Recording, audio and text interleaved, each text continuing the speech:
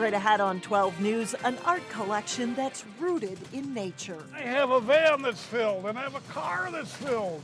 Meet the Robbinsdale man with an eye for trees. Then, in this digital age, how we're losing sight on a developing health issue. Yeah, it's something I see every day, all day long. But first, a new era set to begin for the Robbinsdale Police Department. 12 News starts right now. The city of Robbinsdale is ready to hire a new chief. Hello, I'm Alexandra Renslow. And I'm Mike Johnson. Captain Jim Franzen stepped in as acting chief after the former police chief was arrested in a prostitution sting. And reporter Sonia Goins has more now on Franzen and what residents want in a new chief. Robbinsdale is a small, quiet community and very family-friendly. Yeah, we like it here. It's a good town. Megan Touche and her family have lived here for 8 years. She wants the new chief to be more open with residents. I think that integrity and communication with the public are important. Besides keeping the communications lines open, some people say they want the new top cop to have upstanding characteristics. Well, he should be honest. If he does do anything wrong, obviously, or has anything wrong that he's done in the past, it should come out clear. Someone who's responsible, respectful, he's there for the city. And, you know, he's always has the right thing in mind. Grant has lived in Robbinsdale for 11 years. He says it's important for the new chief to have a handle on what's going on within the department. Nowadays, with a lot of the things going on in the news, with a lot of police brutality and other issues like that, I think it's really important just to be on top of whatever's going on inside of the precinct. Captain Franzen is no stranger to Robbinsdale. He started his police career in the city 35 years ago. After working for the Eden Prairie Police Department, Franzen returned to Robbinsdale in 2008. He should have the interest of the community before anything else, obviously. Belia Jimenez Lorante has lived in the city for 18 years.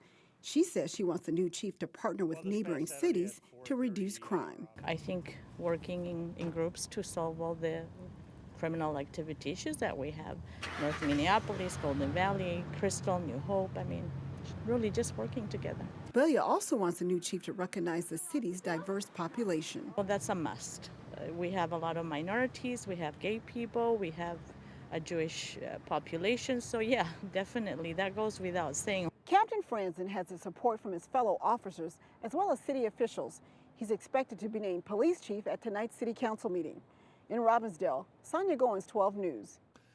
Captain Franzen has worn a lot of different hats within the department. He's helped to train police and fire chaplains. He's also worked to reinvigorate the Robbinsdale Crime Prevention Association.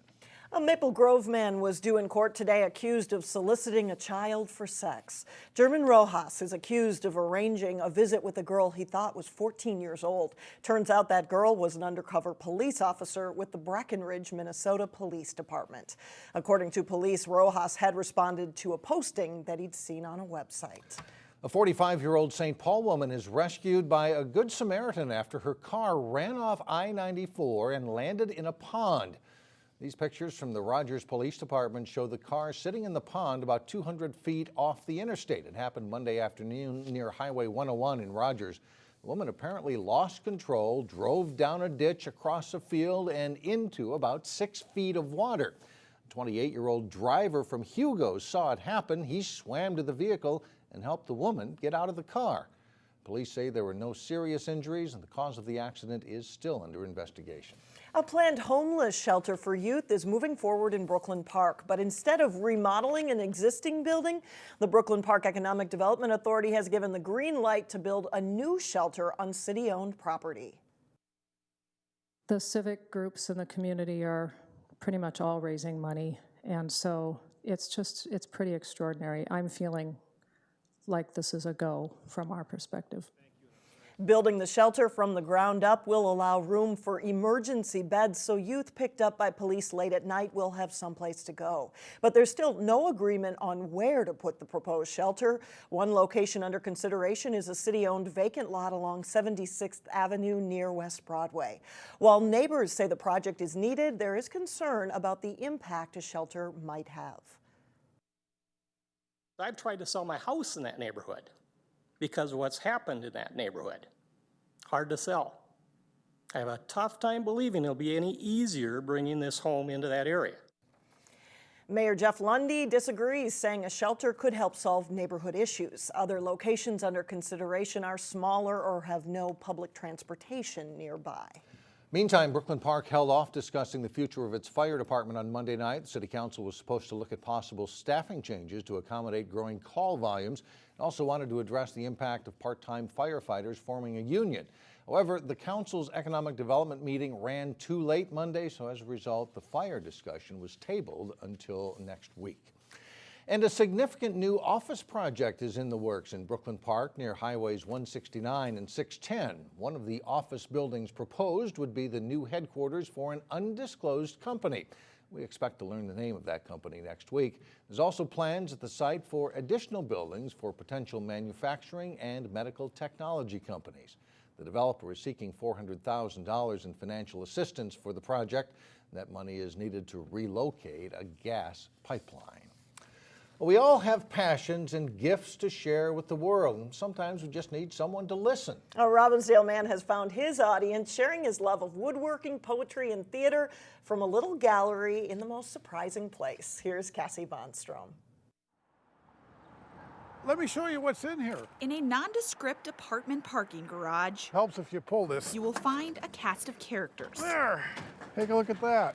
I call them inner children from the trees, but not all of them look like kids. The biggest character of them all, however, Some are pretty big. just might be their maker, I mean, big. Big Al himself. I may be erupting. For the past 7 years, Look at this. Big Al Eisenvelt has rented out 2 garage spaces at Broadway Village Apartments in New Hope. Come on back here. Oh, this gets pretty wild back here. The garage space has become his artistic sanctuary, Pick him up. He's big and he's heavy. a gallery of sorts to show off his woodwork. I really enjoy what I do. Much of it tributes to late family members and distant memories. This was my Aunt Harriet's famous saying, ain't life grand? Big Al's passion for trees was planted early on his family's farm. A lot of times I would walk off into the woods and I would just sit beside a tree. 70 years later, he still picks up pieces whenever he stumbles across them. I can't throw those away. They're beautiful.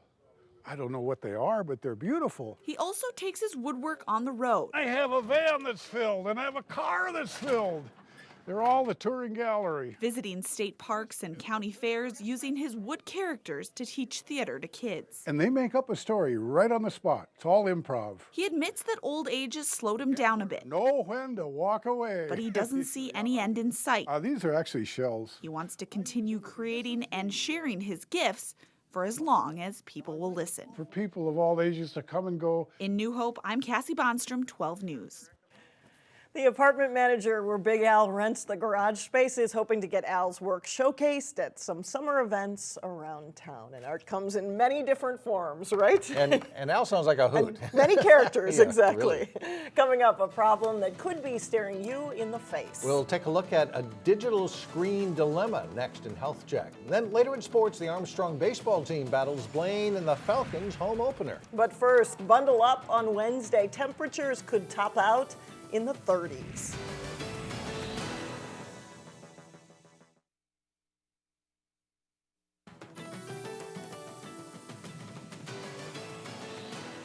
A warning for those of you who suffer from allergies. Doctors say the sneezing and sniffling is about to hit fast. Our longer winter may have delayed the misery, but a burst of pollen is expected soon. Doctors recommend wearing sunglasses to keep pollen out of your eyes and showering every night to wash pollen off your skin and hair. Technology has become an essential part of everyday life. The schools and offices require millions of people to stare at computer screens all day, yet doctors say all of that can take a toll on your eyesight. And in today's Health Check, Blaine Cleveland looks at ways to overcome digital eye strain.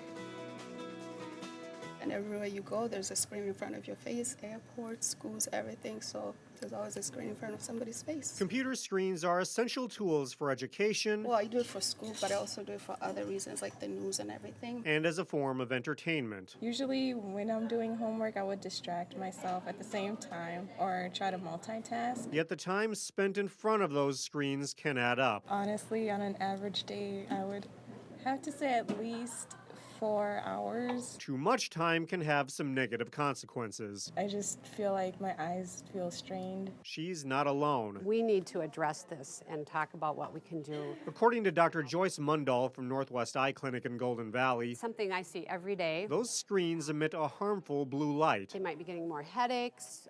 Their eyes might feel tired, red, burning. All are symptoms of digital eye strain. Our cell phone, our tablets, our laptops. Anytime you do something where you're looking at something up close, the muscles in your eyes are working harder. They're contracting more. She says that's especially troubling when it comes to kids who attend schools that have gone paperless and rely primarily on iPads. Unless we start to address this problem, we're going to see an upsurge in more eye problems and particularly macular degeneration. One solution that's on the market is a special lens with a blue coating. And that's the filter in them that filters out these harmful blue rays. It will really ease the eye strain when you wear them. If buying new lenses isn't in your budget, another method is to simply take a break. Just close my eyes a couple minutes or so, or just go out away from the computer. For Health Check, Delane Cleveland, 12 News. Now, optometrists say one helpful tip to give your eyes a break is to use the 20-20-20 rule. That's every 20 minutes, try to look at something 20 feet away for 20 seconds. So if you're staring out the window, you're not just daydreaming, Right, as long as it's only 20 right. seconds. Good idea. Coming up, the part of tax deadline day that no one seems to mind. But first in sports, Armstrong and Cooper go head-to-head in girls and boys lacrosse. John Jacobson has the highlights when we come back. John Jacobson with sports now. We start with lacrosse, and boy, putting the ball in the net quite a lot. Yeah, no problem for the Armstrong girls in this one. The Armstrong girls lacrosse team made its first state tournament appearance last spring, winning the consolation title there. Falcons opened the season in an all-Robbinsdale district matchup as they hosted the Cooper Hawks. Armstrong strikes quickly with good passing on the fast break. Amy Master scores just 11 seconds into the game for the Falcons. Holly Enderle will scoop it off the turf, then weaves through the Cooper defense and buries the shot. It's 3-0 Armstrong, just 2:22 into the game. Mari Verbaten sends it to Miranda Calbear in front. Watch her spin and score over her shoulder. Falcons jump out to a 4-0 lead. Haley Holdall, working from behind the net, sneaks out front, spins away from the defender and buries another one. And Armstrong is up by a 6-0 count. More solid passing by the Falcons, and Verbaten catches and scores in close to make it 7-0 Falcons. Cooper gets on the board. Haley Sundquist scores from the free position, but it's mostly Armstrong. The Falcons cruise to a 17-4 win. They host defending state champion Blake Tuesday night. In the boys' game between those schools, the Falcons under new head coach Luke Gellerman looking for a win, and they play well. Lucas Rudeberg deking the defender and bounces a shot in to make it 3-0 Falcons. Micah Ness caps the first quarter, scoring with this goal, and Armstrong is up 7-0 after one. Nice play by the Falcons. Marshall Wingett knocking the ball loose, and they'll pick it up, goes in alone and scores. That's the Falcons' 9th goal of the game. Just a few seconds later, Will O'Hara bangs the shot off the turf to make it 10-0. Jonah Borowick bounces off a check, feeds Jordan Mamek, who scores another Armstrong goal. And then O'Hara will take one himself, weaving through the defense to score. Armstrong goes on to blank Cooper 23-0. Falcons are scheduled to host Breck on Wednesday.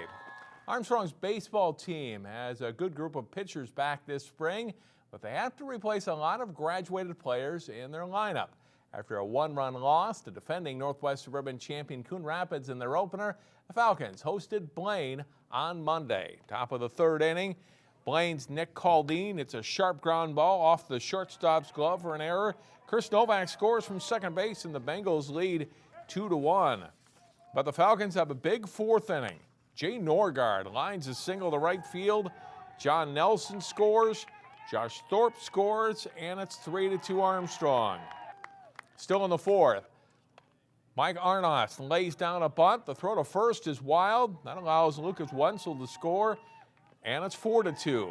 Next up, Troy Ouellette, and he gets the bunt sign too, lays down a good one. Another bad throw to first, and it brings it Arnost home with a run. 4 runs for the Falcons in the 4th. 5th inning, and Armstrong looking to add to its lead. Thorpe dumps a single in the left. Zach Riggs scores, and the Falcons lead at 6-2. The Bengals get as close as 6-4 in the 6th inning. The Falcons relief pitcher Matt Bachmeyer gets a big strikeout of Kyle Hamby. The Falcons win at 6-4. They're scheduled to play at Osseo Thursday. Maple Grove softball team is off to a strong start. The Crimson hosting Anoka in conference play. Bottom of the 4th, Megan Mulcrone cracks a solo home run to left field for a 3-0 Crimson lead. Pitcher Sydney Smith takes care of the rest. She gives up just 1 run, and Maple Grove beats Anoka 3-1. They are now 3-0. After losing their first 2 Northwest Suburban Conference matches, the Park Center boys tennis team looked to get a win as they hosted Anoka on a blustery day. Kamal Laka serving for Park Center in the number 3 singles match against Josh Gable. They'll trade shots, and then Laka's cross-court backhander, too tough to return, and he wins 6-1, 6-love. Second singles, Park Center's Alex Philibong in the far court against Noah Jellum. Philibong with a volley winner, and he wins in straight sets. First singles play, Charles Tao serving for Park Center, comes to the net, but Anoka's Pat Gallagher with a nice forehand passing shot, and Gallagher wins the match 6-love, 6-love. The number 1 doubles play, Park Center's Patrick Andreessen and Bryant Brocky take the point with a strong return, but Mark Schatza and Sam Skoglund pull out a 3-set win for Anoka. The Tornadoes sweep the doubles to take a 4-3 win. The Pirates are scheduled to host Coon Rapids Wednesday, weather permitting. Weather permitting. That looks like a nice day compared to what we might have coming up Wednesday. I love that outdoor tennis requires a winter stocking hat or a hoodie, cool. Right? Thanks, John. Coming up, a cheapskate's delight. Now, some people are actually embracing tax deadline day when we come back. Remember before e-filing, there used to be those long lines at the post office on tax day. And now lines form at local businesses that offer tax day freebies. This is such a big day for so many people. We just want to give a little relief to the community if we can. Billing it as a tax return you'll actually enjoy finishing. Schlotsky's in Brooklyn Center doubled its business by offering a free sandwich on tax day with purchase of a drink and chips. And they're not the only ones offering April 15th deals. If you had a little time and the will to travel the metro, you might be able to eat free or virtually free all day long. Arby's offers free curly fries, Cinnabon offers free Cinnabites, and Great American Cookies is offering a free chocolate chip cookie, and just to name a few places. And then you'll have to search for free antacid, I think, after that kind of trip. But they feel our pain. That's right. That does it for us. Thanks for joining us. See you tomorrow.